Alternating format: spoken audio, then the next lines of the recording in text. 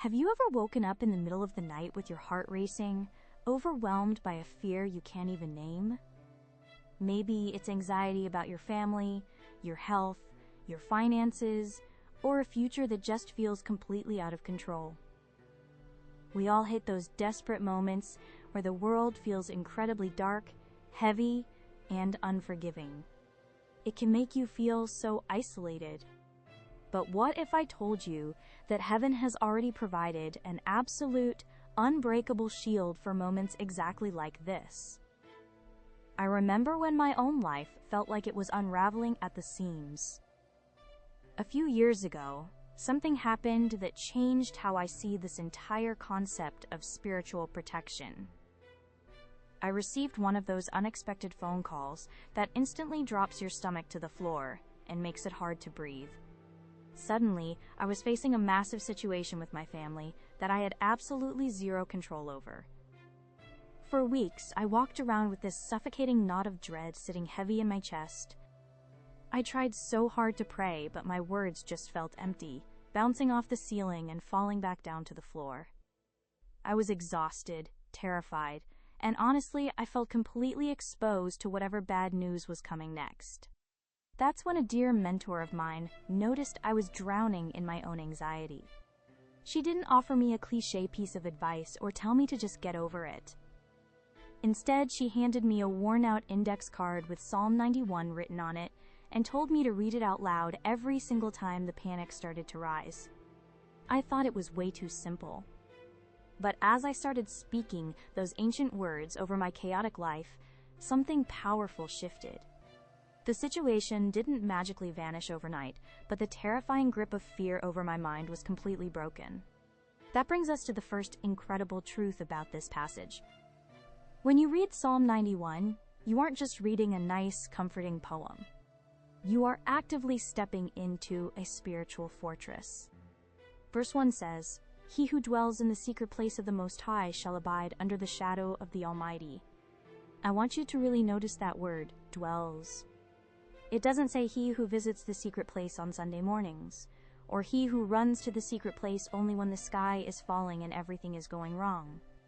Dwelling means making it your permanent address. It means setting up your home there. Think about a little child playing in the park. When a stray dog runs up and barks aggressively, what does the child do? They don't try to fight the dog. They don't stand there and try to reason with it or negotiate. They instantly turn and run as fast as they can behind the legs of their father. That shadow of the Father is their absolute safety. When we dwell in God's presence, we live in His shadow. And a shadow means you are incredibly close. You can't be in someone's shadow if you are standing a mile away.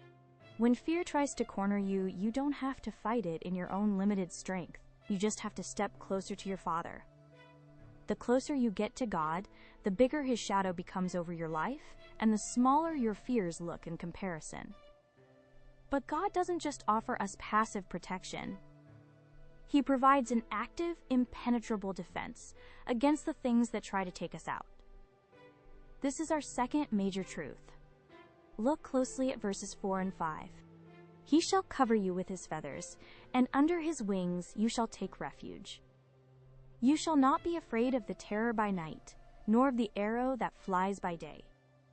In the ancient world, night terrors and flying arrows were the ultimate unpredictable threats.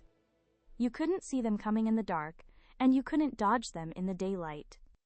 Today, our arrows look a little different. They look like sudden economic downturns, unexpected medical diagnoses, a sudden crisis with our children, or a betrayal by someone we trusted. They are the things that completely blindside us when we least expect it. But the psalmist gives us this beautiful, almost tender image of a mother bird covering her young with her wings. Historically, there have been massive forest fires where park rangers later found the charred remains of a mother bird at the base of a tree. But when they gently moved her body, tiny living chicks scurried out from underneath. She literally took the fire so her babies could live. That's exactly what Jesus did for us on the cross, and it's what He continues to do for you right now in the spiritual realm. When you're covered by His wings, The fire of life might rage all around you, the arrows of anxiety might fly through the air, but they won't penetrate the covering of God. You don't have to be afraid of the unpredictable, because your protector is already there, taking the heat on your behalf. And this leads us to the deepest, most powerful promise of all. This is where the psalm reaches its ultimate emotional climax. In verse 14, the voice actually shifts. It isn't the psalmist talking about God anymore. It's God himself speaking directly to you.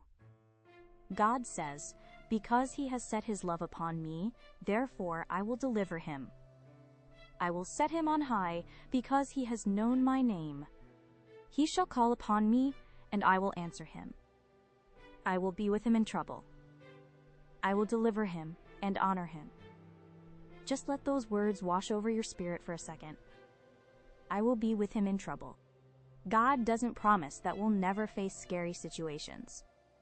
He doesn't say the storm will never hit your house. He promises something far better. That when the storm hits, you won't be alone in the boat. Fear loses all of its paralyzing power the moment you realize exactly who's standing right next to you. Think about how deeply personal this is. The creator of the entire universe is looking at your specific life, your specific anxiety, your specific heartbreak, and making a binding covenant with you. He's saying, "I see you. I hear you calling my name in the dark when nobody else is around. I'm not going to abandon you to this panic. I am stepping right into the trouble with you, and I'm going to walk you out of it." You aren't just a random face in the crowd to him. You are deeply,